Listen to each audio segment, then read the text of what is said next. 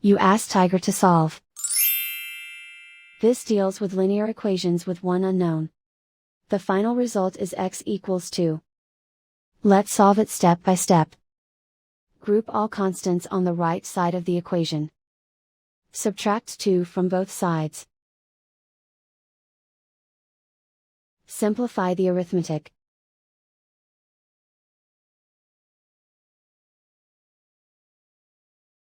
Isolate the x. Divide both sides by 3. Simplify the fraction. Find the greatest common factor of the numerator and denominator.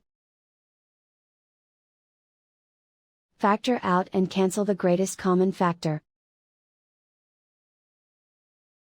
And so the final result is x equals 2.